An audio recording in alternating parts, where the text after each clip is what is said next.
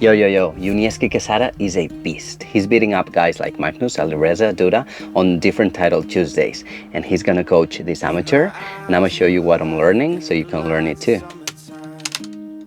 So in the first class with Yuniesky, he showed me the 4 common mistakes that most amateur players do like me. And let's start with the first one, and we're gonna focus, of course, in the opening. But before telling you the answer right away, I'd like you to think about this position. You're black, you're Magnus Carlsen, you're playing against Pragnananda, Norway Chess 2024, the game Magnus lost. Now, think for 10 seconds. What is black doing wrong, and what is white doing right? 10 seconds.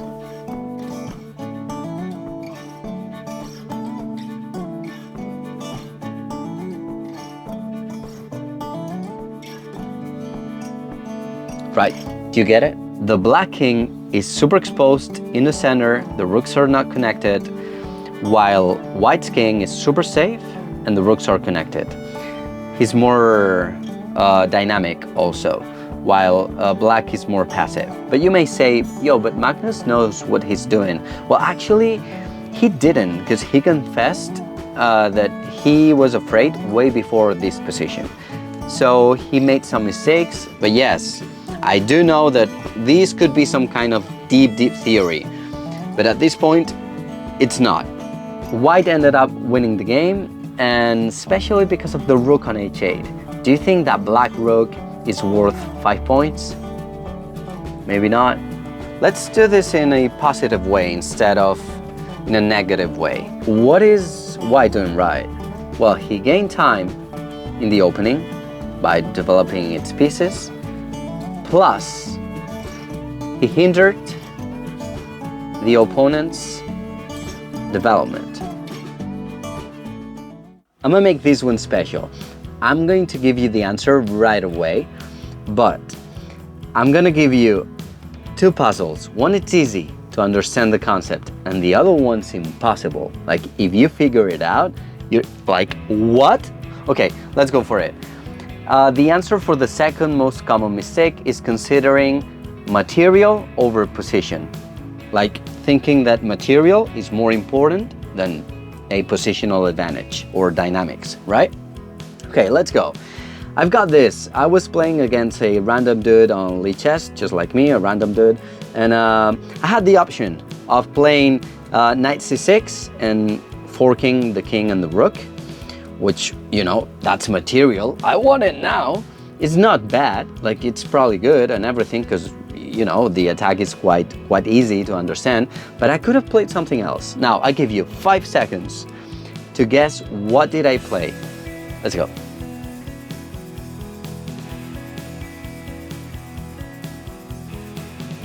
Nice, did you get it? So, of course, I gave you the answer. You should not be thinking, I'm not saying that, I'm just saying 2000, but you should not be thinking about material as something better than position. So what did I play? I played queen f3 instead of knight c6. Why? It turns out it was the best move. I spent like 1 minute and 30 seconds, something like that, to get it. So most of my time, because it was a 5-minute game. Because I was, you know, threatening mate in 1, and that's super good, and I was gathering all my pieces. So after that, I ended up winning the game, converting the advantage into a very good endgame. Okay, let's go for the meat. This is Giri against Gukesh. Extreme example of why position is more important than the material. Actually, it is so complicated that I invite you to, after watching this video, like, check it out and analyze it by yourself, because I'm not gonna spend time, like, you know, considering and showing every line, because it's crazy. Now, 10 seconds, see if you can have the slightest clue of what he did, okay? Let's go.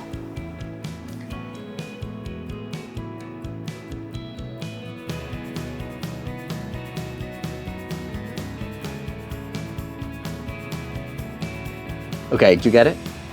Now, let's Let's see what Kitty played.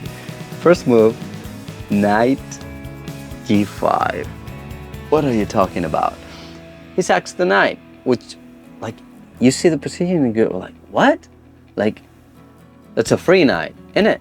Like, I don't see any mating 2, mating, no, there's no mating 2, no mating 3. You won't find it. But now he sacks the rook. He sacks the rook. And then Mukesh gives up the queen, and Giri only has 2 pieces. It turns out it's more than enough. Mukesh actually resigned about here.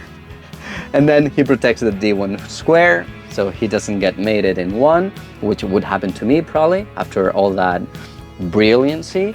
The advantage is +3, +4, +6, depending on the line.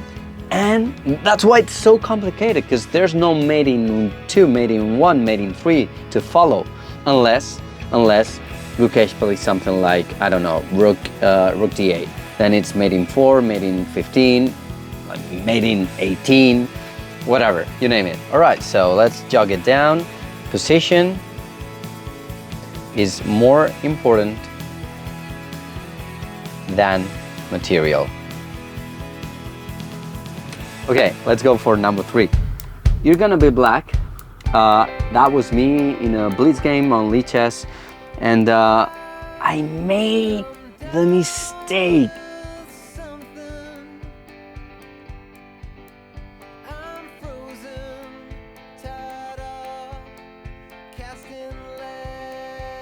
You get it? So the best move in this position is to play pawn to d5. Congrats if you found it. Why? Because you can't take the pawn, otherwise I pick up the rook, so you have to go back. Well, white has, and then I pick up the rook in order to go with my king and control the center. I am faster than him in controlling e5 and c5. That's very important, because in the event of h6, trying to create another pass pawn, I'm quicker, right? Now, why didn't I play d5? Well, I'm gonna tell you, and that's the most common mistake in endgames and boring positional kind of structures. I was impatient.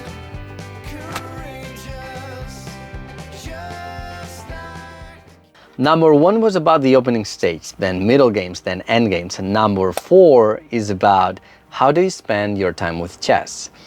If you spend your time playing blitz and bullet, no, don't do that. Like do it, whatever. But if you really want to improve, you're gonna learn how to flag people. Hey, that can be very useful, very useful. But then, what about the fundamentals? What about the tactical vision? What about the experience? So that be the 3 things that Yuniesky said to me that would make the most impact on my game, because I am a 2000 rapid player. That's why the openings and all that theory is not so important at my level, because the reality is that I'm gonna hang a knight on move 40, right? So or 23 or whatever, and it's more important to focus on fundamentals. So read some books that give you drills, then tactics, low tactics, and then play rapid, especially like bullet, you know. So yeah, let's see how I improve with like that kind of like planification. And yeah, that's it. Hope you liked it, and if so, please hit that like button, and see you soon. Bye bye.